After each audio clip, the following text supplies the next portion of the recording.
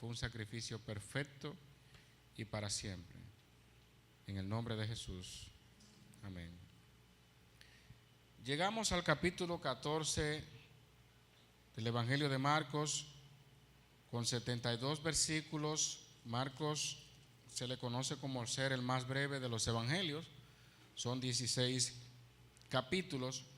Pero en este último que estamos viendo, de la segunda parte del 14, nosotros encontramos una serie de sucesos o relatos que se dan antes de Jesús ser crucificado. Cuando usted lee esto, y yo sé que usted lo ha leído otras veces en los evangelios, ya sea en Mateo, Lucas, lo que le pasó a Jesús al final de los días antes de su crucifixión, muchas veces pasa desapercibido o no se le presta la debida atención como debería de ser. Pero si usted se pone a analizar versículo por versículo y en una lectura profunda de lo que el Señor tuvo que atravesar por nosotros, de seguro que cambiaríamos nuestra manera quizás hasta de pensar o de ver las cosas en cuanto al Señor Jesucristo. Lo que vamos a ver ahora, amados, y lo vamos a ver en la misma lectura, todas las cosas que se dieron antes del Señor Jesús ser crucificado. Y déjeme decirle algo, es muy importante que tengamos en mente que todo lo que iba a acontecerle a Jesús, ya Dios soberanamente lo sabía, pero ya Dios había orquestado todo para que cada cosa se fuera dando en el orden y en el tiempo de Dios. De manera que la traición de Judas no era algo sorpresivo, la negación de Pedro tampoco era algo sorpresivo, y todo lo que se dio con los principales y todos los que vinieron allí, nada de eso le sorprendió. Todos los golpes que recibió, todo lo que sufrió, nada de eso le tomó por sorpresa. Sin embargo, aquí estamos viendo la parte humana de Jesús, donde lo vemos angustiado. Inclusive los mismos discípulos, que como se narra en otra parte del Evangelio según San Juan, ellos estaban turbados y confundidos, porque no era fácil pensar que su maestro, el gran maestro, iba a morir, y de una manera horrible como lo era morir en una cruz. De manera que es importante para nosotros pensar y meternos un poco en esta lectura para que nunca perdamos nuestra capacidad de asombro y de maravillarnos por lo que el Señor hizo por nosotros. A veces hablamos, Jesús murió en la cruz, Él entregó su vida por mí, pero como que no estamos tan conscientes o no tenemos una convicción clara de todo lo que implicó eso para que hoy disfrutáramos de esta salvación. Y miren lo primero que se menciona allí. Ya sabemos que Jesús fue ungido en Betania. Ya era una forma, un anticipo, una preparación para su sepultura. Pero en el versículo 10 comienza según el orden que establece Marcos acá. Entonces Judas Iscariote, uno de los 12, fue a los principales sacerdotes para entregarse. Hasta el momento hemos visto a un Jesús realizando milagros. Por un momento, cuando sanaba, le decía, no lo diga más allá porque no era el tiempo de él. Y vemos a Jesús haciendo muchas cosas. Sin embargo, todo viene cambiando ahora, porque las cosas se van poniendo difíciles. Ya el problema no es tanto los de afuera, ya sabemos, los fariseos, los escribas, los saduceos, los herodianos, todos ellos en su tiempo, según su turno, a cada uno Jesús le dio su respuesta. Pero ahora ya vemos que hay una situación interna entre los mismos discípulos, donde uno de ellos, el famoso Judas Iscariote, que lo han convertido en alguna película como un héroe o como un hombre de bien, o como que hubo un error y que en realidad Judas Iscariote era muy bueno. La Biblia no lo presenta así, porque él fue el responsable de hacer un acuerdo con los principales sacerdotes para entregárselo a Jesús. Aunque Marcos acá no lo menciona, pero sí Mateo, dice la Biblia que eran 30 piezas de plata, el precio de un esclavo. Imagínese usted el desprecio que podía significar eso para el mismo Señor Jesucristo, a un Judas que había visto todo de él, había visto los milagros. Judas participó absolutamente de todo lo que los demás discípulos pudieron disfrutar y ver. Sin embargo, aquí ya sabemos que se está revelando lo que había en su corazón. No lo sabían a plenitud los discípulos, pero ya Jesucristo, la Biblia dice claramente que lo sabía. Yo creo que esto debe también de llamarnos mucho la atención, porque Judas, o sea, la traición de Judas debe ser un gran ejemplo a nosotros de hasta qué punto llega, como dicen por allí, el amor al dinero. Miren lo que dice el apóstol Juan en su evangelio, en el capítulo 12, sobre lo que dijo Judas a raíz de que la mujer enjugó con sus cabellos y llenó del olor del perfume. Versículo 5 del capítulo 12, dice Judas: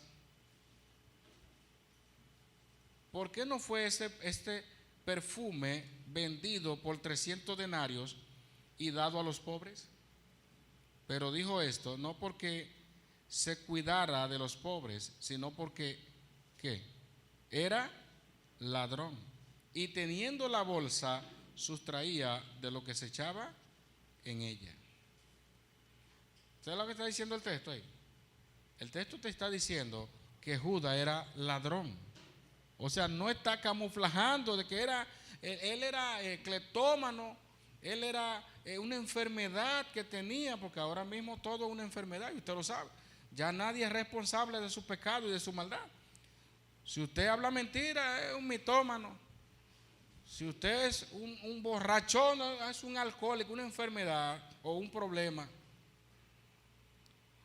La Biblia dice que era ladrón, que sustraía. No importa si lo hacía porque por la razón que sea, ladrón es ladrón.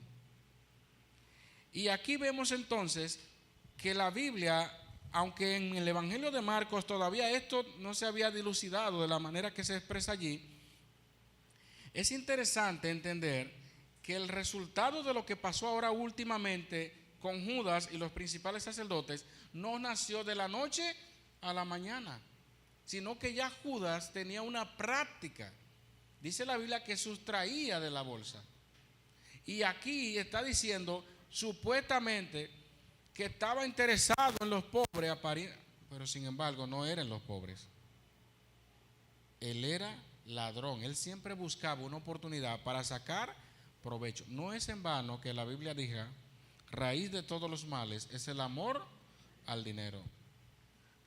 Judas, si usted podía catalogarlo como cualquier otra cosa, era un avaricioso. Judas todo lo convertía en una oportunidad para cogerse lo suyo. Y déjeme decirle que si en algún momento usted ha pensado como Judas, tenga mucho cuidado, porque hay tipos de creyentes que no hacen nada para la obra de Dios si no hay un beneficio para ellos, económico sobre todo. Es penoso que creyentes que nosotros como hijos de Dios podamos esforzarnos hasta lo último en la obra de Dios. Lo primero que preguntemos es: ¿cuánto me sale a mí de eso ahí, de esa bendicioncita? Y muchas veces no estamos preparados para, como decía Pablo, aunque amando más, sea amado menos, aunque me gaste por amor de vuestras almas, no estamos en esa condición. Cuán bueno sería, y como lo dice la Biblia, mejor es dar que recibir. Vivimos en un mundo de egoísmo, un mundo donde todo el mundo busca lo suyo propio. Judas Iscariotes encarnaba allí en ese momento el tipo de persona que hace lo que sea por amor al dinero. ¿Usted sabe lo que entregar al maestro? ¿Qué le había hecho Jesús a él? ¿Qué le había hecho Jesús a Judas? Ellos, dice el versículo 11, al oírlo se alegraron y prometieron darle dinero, y Judas Iscariote buscaba oportunidad para entregarle. ¿En qué momento lo vamos a entregar? Bueno, el hombre se va a orar en el desierto, vamos a ver cómo me hago una reunión con esta gente en secreto por ahí, porque usted nunca vio a Judas cerca de la oración. Yo no sé a qué se debe eso. Judas siempre estaba en otra cosa. Judas siempre estaba buscando lo suyo. En ese momento que Jesús se aparta y luego va a orar con Jesús, se dirige a Pedro y a los demás. Y ustedes no van a velar aunque sea una hora. ¿Y Judas dónde estaba? Buscando lo suyo. Buscando lo suyo. Porque eso es lo que pasa. Mientras algunos están en la obra, otros están buscando lo suyo. Y ese es el caso de Judas. Cuidado, amado hermano, que no sea no sea aquí ningún Judas entre nosotros. Judas buscaba la oportunidad para entregar a Jesús. El amor al dinero. Judas era ladrón, que si a alguno de ellos le cabía lo que le iba a pasar a Jesús, ¿sabe quién era? El mismo Judas. De ese grupo había que crucificar a Judas. Y ustedes saben que no era así, porque aún lo que le pasó al Señor Jesucristo, estaba Dios de antemano preparando cada cosa para que se diera en su lugar. Y déjeme decirle algo. La Pascua, que es lo que se narra aquí, se da, y era una celebración, una de las principales fiestas judías, donde regularmente se sacrificaba un cordero, se comía, se recordaba todo lo que habían sufrido y cómo Dios los libró de Egipto y todas esas cosas. No fue coincidencia que cayera exactamente en ese tiempo, porque recuerden que Jesucristo es y fue el Cordero de Dios que quita el pecado del mundo. Entonces, Marcos simplemente da rapidito aquí la trama de Judas para entregar a Jesús, pero más adelante se siguen mencionando más detalles. El primer día de la fiesta de los panes sin levadura, cuando sacrificaban el cordero de la Pascua, sus discípulos le dijeron: ¿dónde quiere que vayamos a preparar para que comas la Pascua? Y envió 2 de sus discípulos y les dijo: id a la ciudad y os saldrá al encuentro un hombre que lleva un cántaro de aguas, seguidle. Donde entrare, decid al señor de la casa: el maestro dice, ¿dónde está el aposento donde he de comer la Pascua con mis discípulos? Y él os mostrará un gran aposento ya dispuesto, preparad para nosotros allí.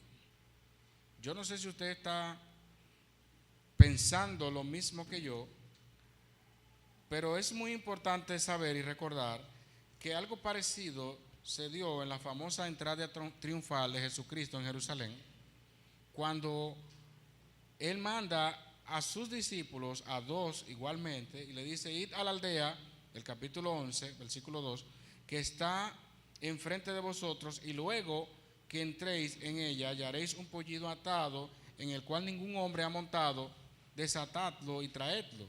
Y si alguien os dijere: ¿por qué hacéis eso?, decid: el Señor lo necesita, y que luego lo devolverá. Aquí vemos algo muy parecido, donde el Señor le dice a ellos exactamente que vayan a un lugar y que todo iba a estar ya preparado, porque era necesario que Jesús se reuniera en esa última noche con sus discípulos, celebrando lo que se conoce como la cena del Señor, la comunión, la mesa del Señor, o como muchos dicen, la Santa Cena hoy día. Era necesario que Jesús estuviera ahí, y era un golpe duro también, porque Jesús instituyó esto con sus discípulos, no con la multitud. Jesús no se reunió con el mundo entero. Me da una gran impresión cuando veo en la iglesia tradicional que todo el mundo participa de esto, del pan, específicamente del pan, porque el vino ya sabemos a quién se lo dan. Pero Jesucristo instituyó eso con sus verdaderos discípulos. Por eso es que siempre hemos dicho que cuando participamos del pan y el vino, esto es para creyentes. Por eso es. Y dice allí que una vez que ya se dispuso el lugar para preparar, que era lo normal, porque era lo normal, era una festividad donde todos se reunían, comían entre las casas y se sacrificaban un cordero y disfrutaban y recordaban sobre todo lo que había pasado. Y ahora nosotros encontramos que dice la Biblia, fueron sus discípulos y entraron en la ciudad y hallaron como les había dicho y prepararon la Pascua. Ya todo estaba ahí dispuesto para que cuando Jesús llegara con los 12 se pudiera celebrar. Dice la Biblia, el versículo 17, cuando llegó la noche, vino él con los 12. Y cuando se sentaron a la mesa, mientras comían, dijo Jesús, de cierto os digo, oigan, ¿cuál fue lo primero que Jesús dijo allí? Que uno de vosotros que come conmigo me va a entregar. Algo que iba a ser una cena amigable, una cena, bueno, decimos amigable en un sentido porque ya sabemos lo que venía más adelante, pero una cena muy conmemorativa, muy profunda, y de repente decir que alguien lo iba a entregar. Eso como que usted en medio de una cena familiar le escuche una noticia que todo el mundo, ¿qué problema? Aquí vinimos fue a disfrutar y a compartir. ¿Cómo es esto? Dejemos ese problema para otro día. ¿Cómo es eso que alguien me va a entregar? Entonces, en vez de tornarse algo más íntimo, más lo que se convirtió entonces ahora en que todos se estaban preguntando, oye, y ahora, oye, esta, que lo van a entregar. Recuerden que lo que se sabía de Judas, o lo que el Señor Jesucristo sabía de Judas, los discípulos ignoraban mucho de eso. Por eso muchos de ellos comenzaron en el versículo 19 a entristecerse y decirse uno por uno, seré yo, y el otro seré yo, como si fuera una dinámica. ¿Fuiste tú? ¿O seré yo? Estaba todo el mundo ahí confundido ahí, porque Jesús sí sabía quién era. Pero lo interesante ya es que Jesús, así como había hecho en una ocasión, que ya él con la entrada triunfal ya se dio públicamente, porque al principio él no quería que se supiera primero lo que él iba a hacer o que iba como Mesías. Con la entrada triunfal ya él declaró quién es. Pero aquí ya no está camuflajando a Judas, sino que lo está desenmascarando, porque ya estaba llegando el momento de su hora y era necesario que se desenmascarara en este momento a Judas. Lo que uno piensa momentáneamente es, y siempre nos llega a la mente, es que Judas estaba con ellos desde el principio hasta el fin. Y Judas Iscariotes, aunque la Biblia lo menciona en Juan, en otros de los evangelios, Judas Iscariotes, a diferencia de Pedro, porque también vamos a ver más adelante la negación de Pedro.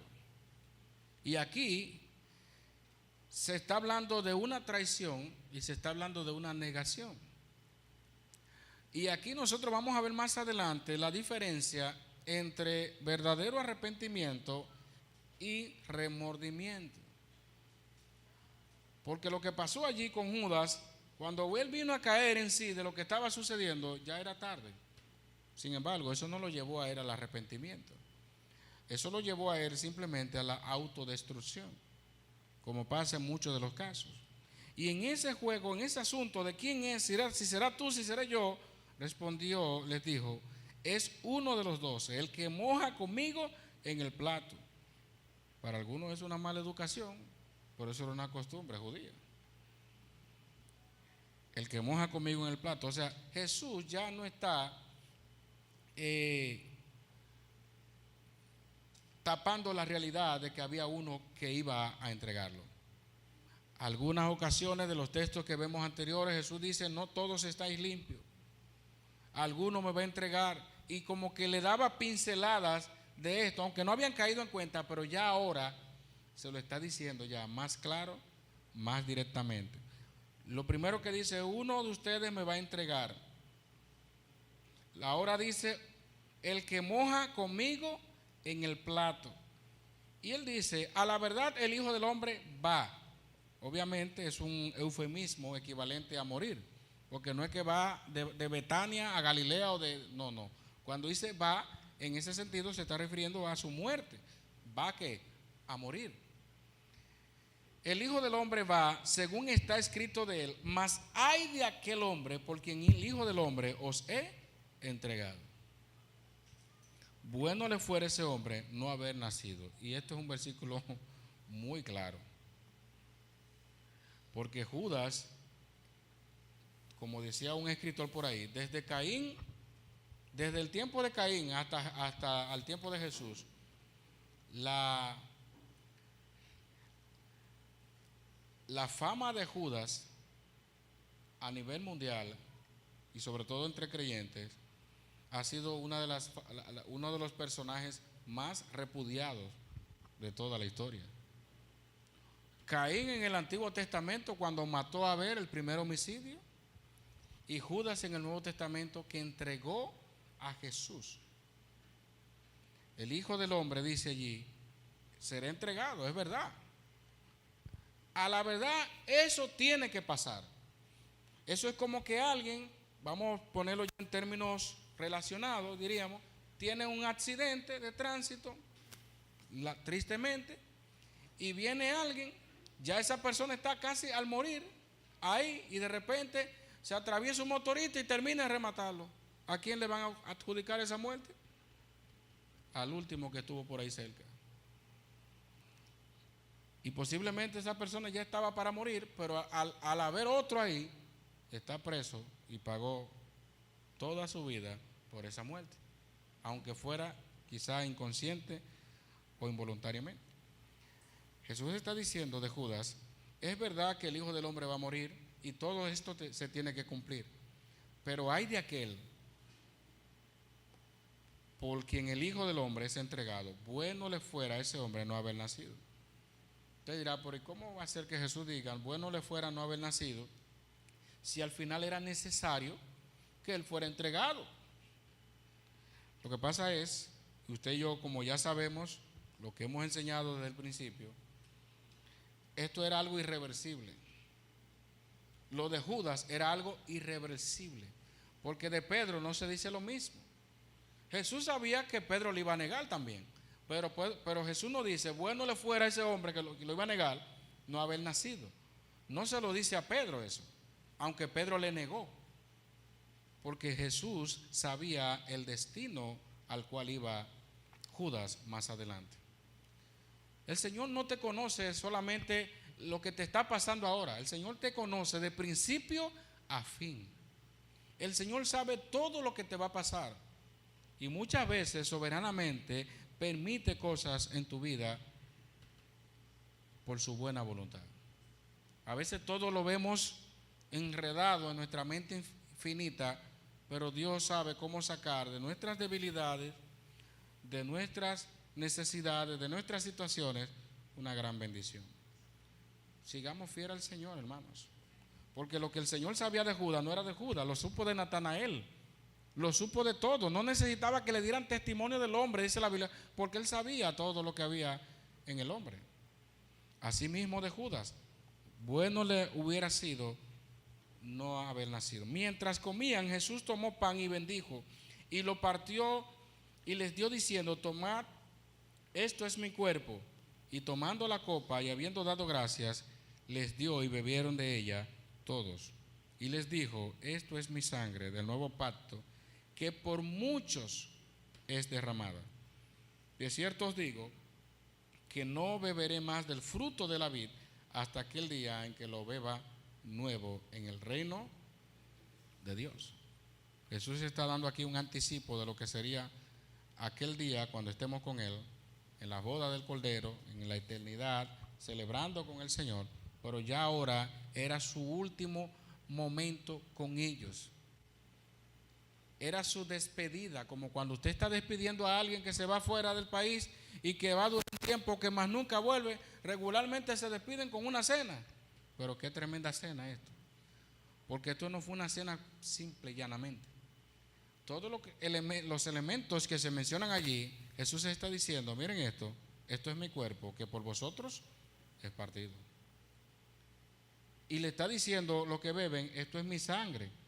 Esto es un golpe duro también para la doctrina del catolicismo, de la transustanciación, donde ellos sostienen que en el momento del pan y el vino se está convirtiendo en la sangre y en el cuerpo de Cristo. Jesús todavía no había sido muerto y en ese momento él dice, esto es mi cuerpo. Entonces es un simbolismo. Jesús no se arrancó un pedazo de su piel y dijo, esto es mi cuerpo, coman un pedacito de mí. No. Entonces, cuando usted y yo practicamos lo que el Señor instituyó, estamos recordando esto. La muerte del Señor anunciáis hasta que Él venga. Pero aquí también nos hace recordar que algún día estaremos con el Señor. Eso es lo que Él dice. No beberé más del fruto de la vid hasta aquel día en que lo beba nuevo en el reino de Dios. Eso será un tiempo maravilloso. Y si usted no conoce del Señor Jesucristo, debe de estar en la lista de aquellos que ya han pasado de muerte a vida para poder disfrutar ese momento. Porque aquí hay un destino. Judas no iba a beber eso con el Señor más adelante. Porque si en el cielo vamos a disfrutar y lo que el Señor ha prometido, ¿qué pasará en el infierno? Van a haber muchos borrachos en el infierno que no van a encontrar bebida por parte. Sufrimiento por todas partes. Porque hay personas que son tan con el tema de la bebida y del alcohol y los vicios que duermen hasta debajo de la cama con un pote para que nadie se lo coja. En el infierno no va a haber nada de eso. En el infierno, en el Hades, como decía el rico, que me busquen agua. No era romo ni bebida que estaba pidiendo, no. Que le busquen agua. Porque la verdad, el agua no es lo mismo que la gente llega a un punto donde cree que el alcohol es agua ya. Y esa es su bebida. Van a la nevera, bebieron su agua, sí. ¿Qué tipo de agua? Pero qué bueno que usted y yo vivimos una vida apartada del pecado y que vamos a disfrutar con el Señor en la eternidad. Cuando hubieron cantado el himno, regularmente salmos que se leían, salieron al monte de los olivos. Entonces Jesús les dijo, todos os escandalizaréis de mí esta noche, porque escrito está, heriré al pastor y las ovejas serán dispersadas. Evidentemente, es el cumplimiento profético de lo que decía Zacarías capítulo 13. Jesús aquí se representa como el pastor y las ovejas como sus seguidores. En este caso, muy cercanos sus discípulos, porque al final eso fue lo que sucedió.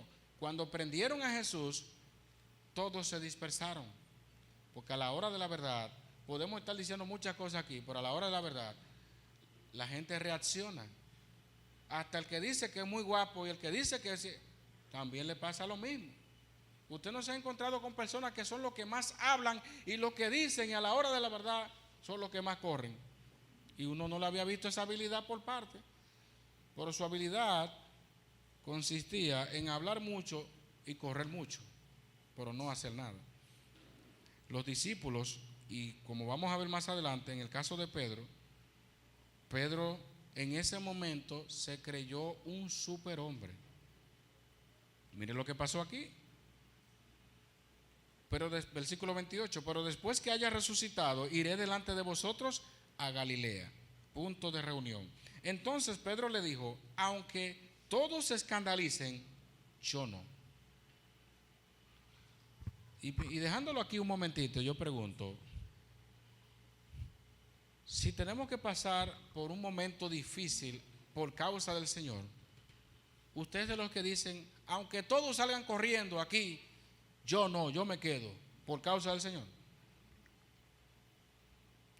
Pedro encarna allí en esas palabras aquellos que se creen autosuficientes. Porque al final, hermanos, nuestra victoria en todo lo que hacemos nos la da el Señor. A veces usted no sabe ni qué decir en el momento y Dios, según su voluntad, le ayuda para poder hablar lo que conviene. Recuerden lo que dijo en los versículos anteriores. Cuando estén en persecución, no pregunten ni qué es lo que van a decir, porque el Espíritu Santo le iba a dar lo que tendrían que decir en el momento. Hay cosas que no se planifican. Hay cosas que no se dicen, que si no están en esa agenda, porque vivimos una vida tan programada, que si no está en esa agenda, no, hay cosas que son impredecibles. Pero Pedro sabe lo que está diciendo aquí. Aunque todos se escandalicen, yo no. Pedro, yo. No, yo no. Y cualquiera ve esto y dice que fue Pedro solo. Miren lo que dice el texto. Versículo 30. Y les dijo Jesús: de cierto te digo que tú, hoy, en esta noche, antes que el gallo haya cantado 2 veces, me negarás 3 veces. Mas él con mayor insistencia decía: si me fuere necesario morir contigo, no te negaré. Pero no lo decía Pedro también. Los demás se unieron al grupo y también todos decían lo mismo. Pedro siempre llevaba la voz cantante del grupo, como decimos, el vocero del grupo. Pero los demás, aunque estaban allí detrás, no era que estaban también pasivos. Los demás dijeron: sí, también yo. Nada más hicieron, nada más hizo un movimiento y todo el mundo estaba corriendo. Vinieron pues a un lugar que se llama Getsemaní y dijo a sus discípulos: sentaos aquí, entre tanto que yo oro. Qué interesante y qué gran enseñanza esta, porque ya Jesús, que había estado con sus discípulos en ese momento, había tenido esta plática sobre lo que le iba a pasar a Pedro y todos los demás, la realidad de la negación. Pero ¿sabe qué nos enseña el Señor Jesús acá? En tiempo de angustia, en tiempo de aflicción, en tiempo de preocupación, en tiempo de lo que usted quiera ponerle aquí, Jesús oraba. Jesús oraba. Algo que hoy día brilla por su ausencia en aquellos que dicen que siguen a Jesús. Jesús oraba. Jesús nos dijo: muchachos, este es el momento propicio. Ya yo estoy cansado de los fariseos, de los escribas. Esta gente me tienen a mí, mira que yo no aguanto. Tomen piedra. Pedro, tú que sabes cortar orejas, prepárate por ahí. Y el otro que... No, Jesús no le dijo nada de eso. Siéntense aquí un momentito, entre tanto que yo oro. ¿Qué hace usted cuando está en momentos de angustia? Ora.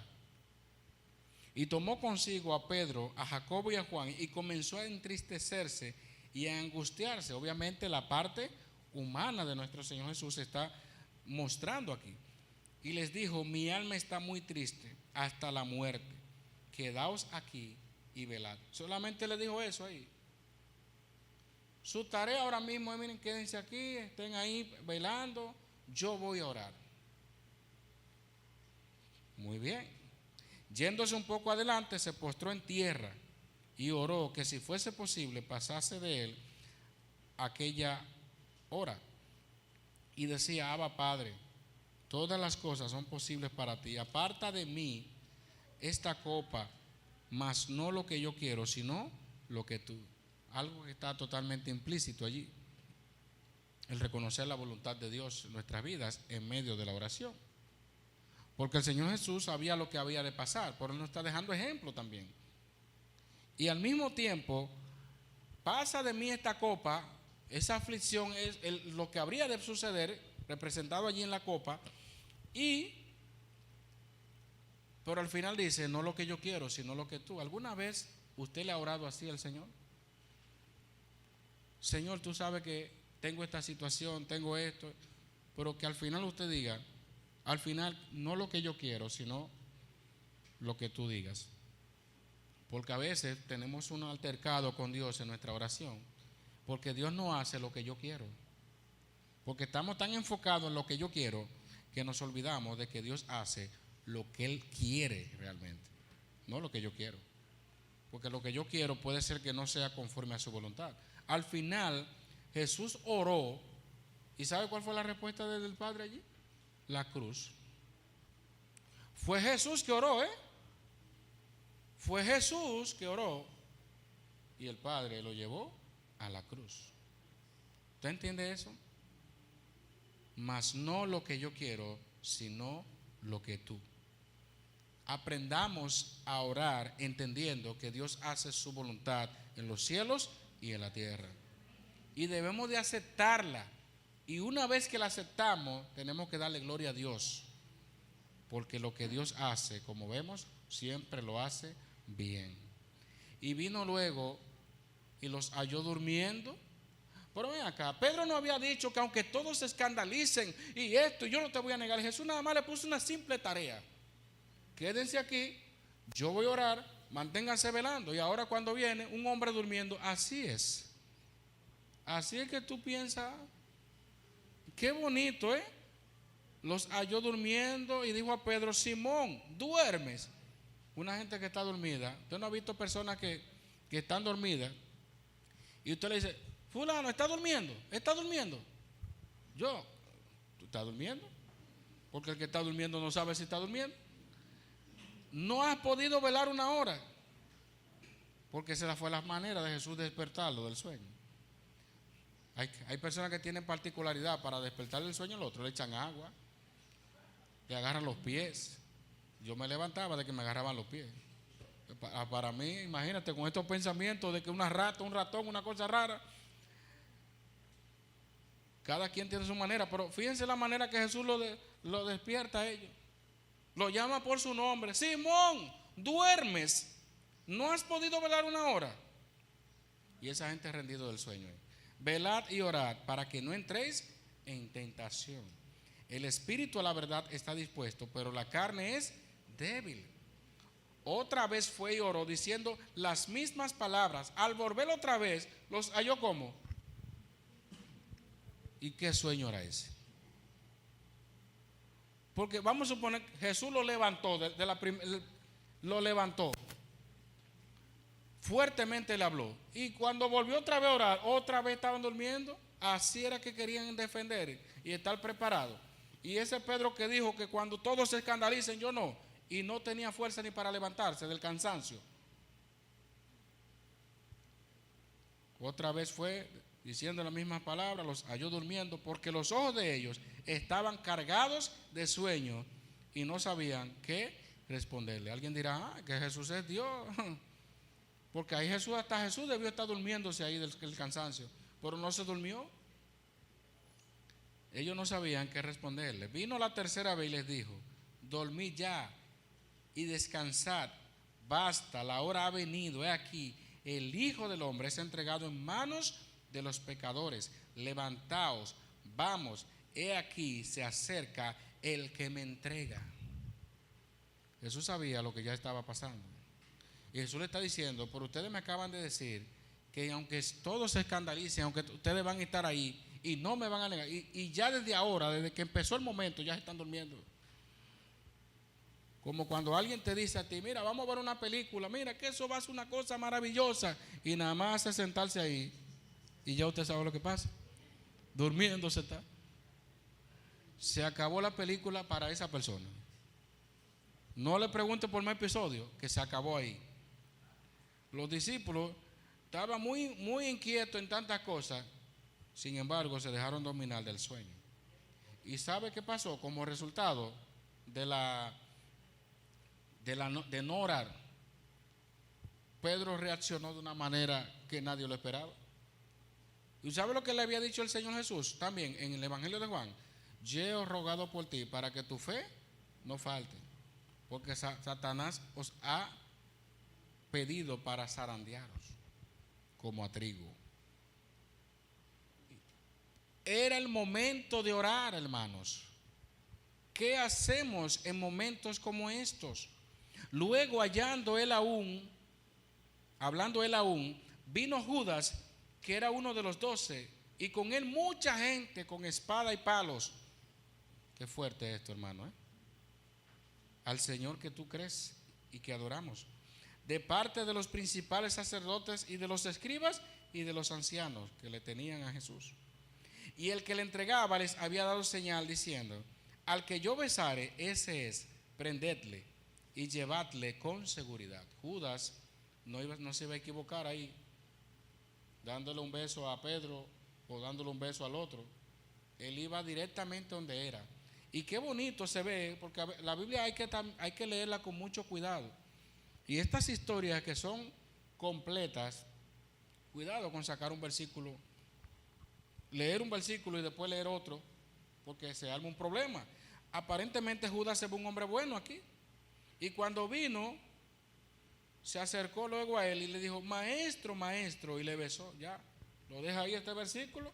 Y Judas fue un hombre cortés, un hombre amable, un hombre que reconocía que Jesús era el maestro, un hombre que no, esa era la señal de su entrega. Entonces ellos le echaron mano y le prendieron.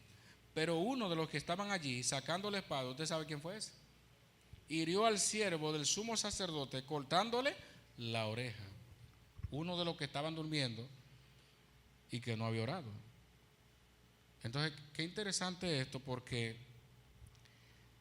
ellos le habían dicho anteriormente, aunque todos se escandalicen, yo no, vamos a estar ahí.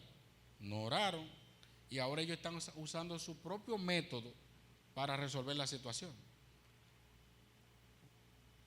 ¿Era el método de Dios? No. Así nos pasa muchas veces a nosotros, que al final terminamos usando nuestros propios métodos y nos olvidamos de la oración y confiar y buscar la respuesta de Dios. Respondiendo Jesús les dijo, como contra un ladrón habéis salido con espadas y con palos para prenderme. ¿No le llama la atención que Jesús diga contra un ladrón han venido? Si fue un ladrón que le dio la señal, Judas. Un ladrón como Judas, que la Biblia lo describe así, reúne a los principales para prender a Jesús. Y ahora Jesús le dice, como contra un ladrón habéis venido con espada y con palo para prenderme. Exactamente lo que merecía Judas, pero sin embargo me lo están haciendo a mí. Cada día estaba con vosotros enseñando en el templo y no me prendisteis, pero es así para que se cumplan las escrituras. Una vez más se da cuenta que el Señor es que orquesta todo, para que todo se dé exactamente según el designio de su voluntad. Aquí observamos a Jesús poniendo en claro de que al final todo esto es para que se cumplan las escrituras. Él podía decirle, pero que ustedes vinieron con espada y con palos. Cada día yo estaba ahí con ustedes, cada día, y no lo hicieron ahora. Pero Jesús sabía, para que se cumplan las escrituras. Entonces, todos los discípulos, dejándole, huyeron. Entre eso estaba Pedro y los que dijeron, vamos a estar aquí aunque todo el mundo se escandalice. Hermanos, nunca nos creamos o no entendamos más allá de lo que podamos hacer. Simplemente que el Señor nos libre. Y cuando el Señor Jesús le mandó orar y que velad para que no entréis en tentación. Porque es que nosotros estamos sujetos, el espíritu la verdad está dispuesto, pero la carne es débil. El mismo Pablo lo dejó de dicho muchas veces en sus cartas. Yo quiero hacer esto, yo quiero hacer lo otro, pero este cuerpo de pecado. Pablo falló, todos fallaron. Cuidado si muchas veces no creemos super cristianos. Hay creyentes o personas que dicen que son cristianos que se creen más cristianos que Jesús. Como una vez uno que casi muere porque quería un ayuno de 41 días. Que Jesús 40 días, eso me queda poco a mí, 41 días, porque la meta era superar a Jesús. Pero cierto joven le seguía, cubierto el cuerpo con una sábana, y le prendieron, mas él, dejando la sábana, huyó desnudo. Esto todavía muchos lo relacionan al mismo Juan Marcos, otros dicen un personaje desconocido. Igual nos adherimos a lo que el mismo autor, que es el que menciona Marcos, no menciona el nombre. Algunos entienden que es la misma idea que hace el apóstol Juan cuando se va a referir a sí mismo como el discípulo amado. Él no menciona su nombre, pero sabemos claramente que el discípulo amado era el mismo Juan que escribió el Evangelio. Por eso muchos han llegado a la conclusión de que pudo haber sido el mismo Juan, no uno de los discípulos, porque ya dice anteriormente que todos se fueron y huyeron. Y este se menciona como alguien particular. Dice, un joven le seguía cubierto el cuerpo con una sábana y le prendieron, mas él, dejando la sábana, huyó desnudo. Lo que pone de manifiesto, una vez más, aquí, es todo lo que estaban haciendo los perseguidores, los que iban a prender a Jesús allí, a todo el que estaba cerca de él, todo lo que le pasaba y todo lo que ya en ese punto ellos estaban dispuestos a hacer lo que sea porque Jesús fuera a la cruz. Y este joven lo más que pudo hacer fue salir sin ropa, sin sábana, huyendo por ahí. No era tiempo para reírse, gracias a Dios que no existían redes sociales en ese entonces, porque todo lo viralizan, pero la Biblia dice que él dejó la sábana, huyó desnudo. Trajeron pues a Jesús al sumo sacerdote y se reunieron todos los principales sacerdotes y los ancianos y los escribas, y Pedro le siguió de lejos. Otra vez Pedro ahí, Pedrito, hasta dentro del patio del sumo sacerdote, y estaba sentado con los alguaciles calentándose al fuego. Estaba ahí él como que estoy, pero no estoy. Pedro tuvo que luchar mucho con este tema, porque Pablo tuvo que una vez también llamarle la atención a Pedro, después de esto, porque Pedro estaba en las dos aguas, con los judíos de una manera y con los gentiles de otra. Y aquí vemos a un Pedro ahí, disimulando y estando así, y al final, para que se cumpla lo que el mismo Señor Jesucristo dijo de Pedro. Y los principales sacerdotes y todo el concilio buscaban testimonio contra Jesús para entregarle a la muerte, pero no la hallaban. No había razón. Porque muchos decían falso testimonio contra él, mas sus testimonios no concordaban. O sea, querían armarle un expediente a Jesús y ni eso podían. Como cuando quieren, cuando en un sector quieren culpar a alguien de algo que hizo, y un vecino dice una cosa y otro dice otra, y al final se cae el expediente porque nadie sabe qué fue lo que pasó. En este caso, oigan lo que decían de Jesús. Levantándose unos,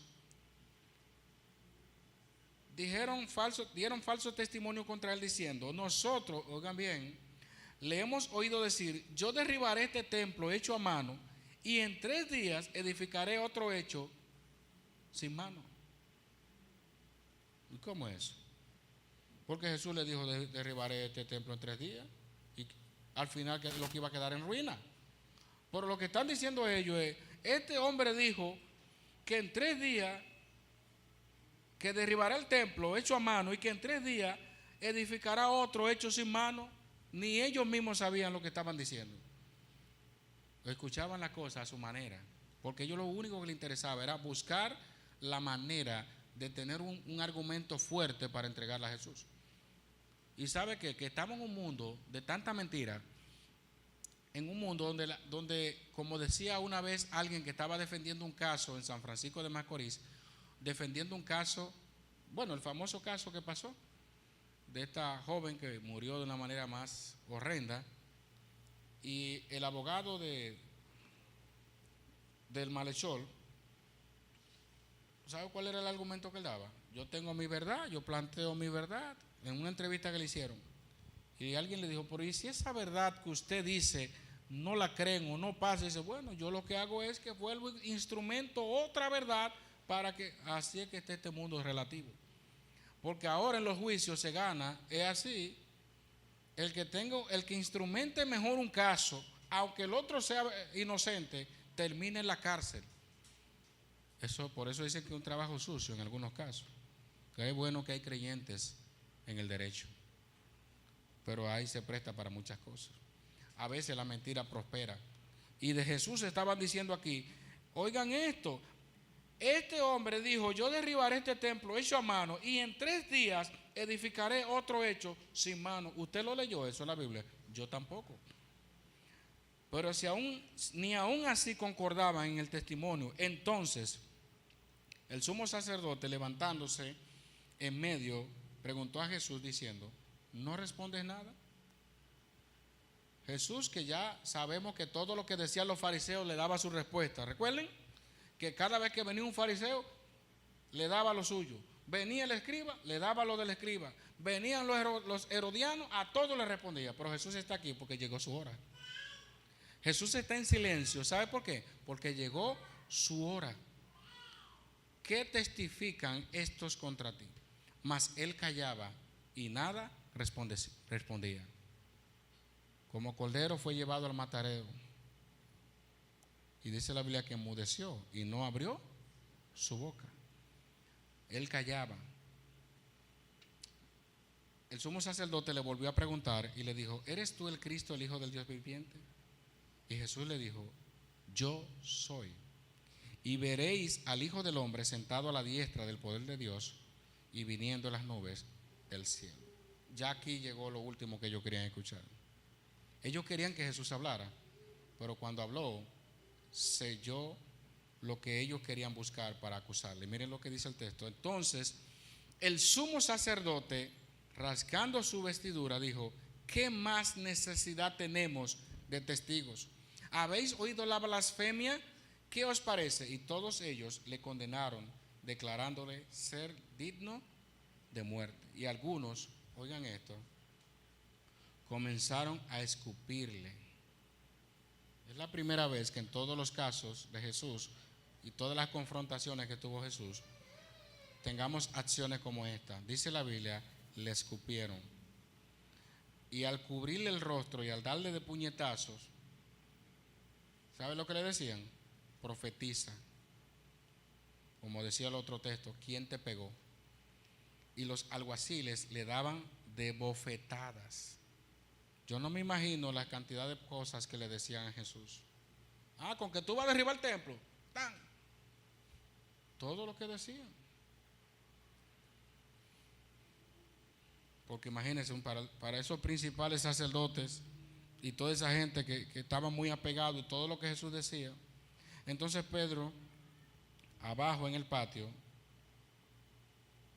dice que estaba allí Pedro y vino una de las criadas del sumo sacerdote. Y cuando vio a Pedro que se calentaba, mirando, le dijo: ¿tú también estabas con Jesús el Nazareno? Mas él negó diciendo: no le conozco, ni sé lo que dices. Hermanos, ¿usted está pensando lo que pasó en ese momento?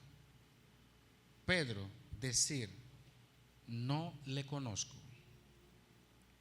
Pedro, que sabía quién era Jesús más que muchos de los mismos discípulos que estaban ahí. El mismo que dijo: tú eres el Cristo, el Hijo del Dios viviente. El mismo Pedro que Jesús sanó a su suegra, que eso no se le debe olvidar, que sanó a su suegra. El mismo Pedro que estuvo en el monte de la transfiguración. El mismo Pedro que dijo: hagamos enramadas. ¿Y sabe lo que está diciendo aquí? No le conozco, ni sé lo que dices. Porque muchas veces, a la hora de la verdad, decimos una cosa y hacemos otra. Y si eso lo hacen con Jesús, ¿cuánto más con otros que dicen que son hermanos en la fe? Que en la iglesia se conocen y fuera de la iglesia nadie sabe del otro. Y la criada, versículo más adelante, dice que salió a la entrada y cantó el gallo. Ya está el número 1. Y la criada, viéndole otra vez, comenzó a decir a los que estaban allí: este es de ellos. Pero él negó otra vez, 2 veces.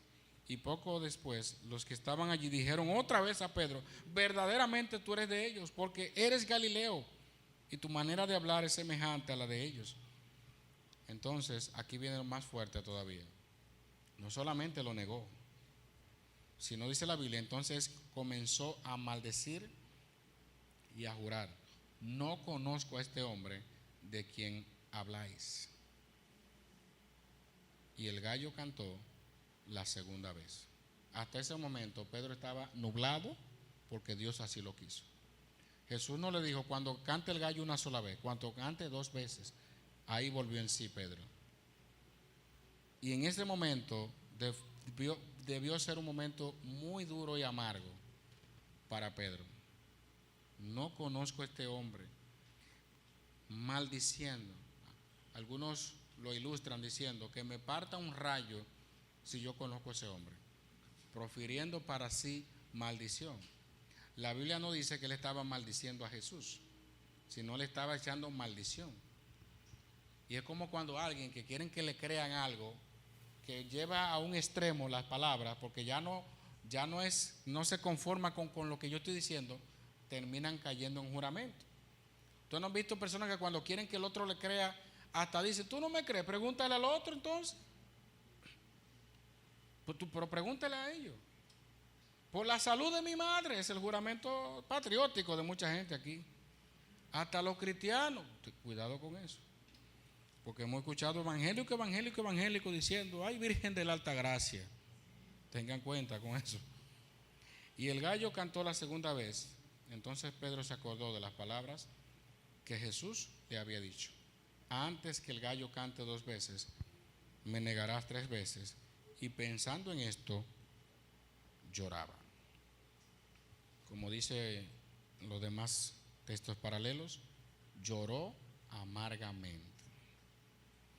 Eso se llama arrepentimiento. Porque Judas, a diferencia de Judas, que tiró las piezas de plata, ¿sabe qué fue?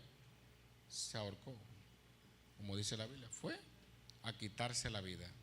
No aguantaba el remordimiento, no aguantaba lo que había hecho.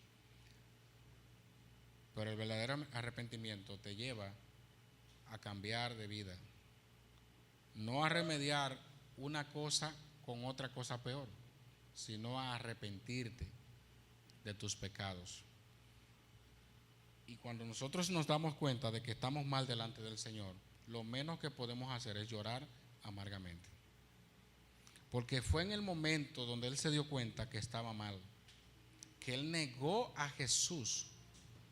Y sabe que, mis amados, muchas veces nosotros negamos a Jesús de muchas maneras.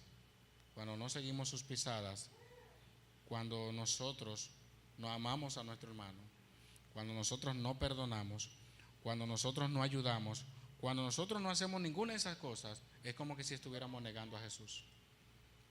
Porque para vivir como Jesús tenemos que hacer lo que Él dijo que debemos de hacer. Pedro le negó públicamente. Pero ¿qué hacemos nosotros cuando estamos en las universidades, cuando estamos en las fiestas, cumpleaños, festividades o cualquier otra cosa? ¿Qué hacemos nosotros cuando estamos en diferentes situaciones de la vida? No lo negamos con la boca, pero con nuestros hechos quizás lo negamos. Que Dios nos ayude a mantenernos fieles.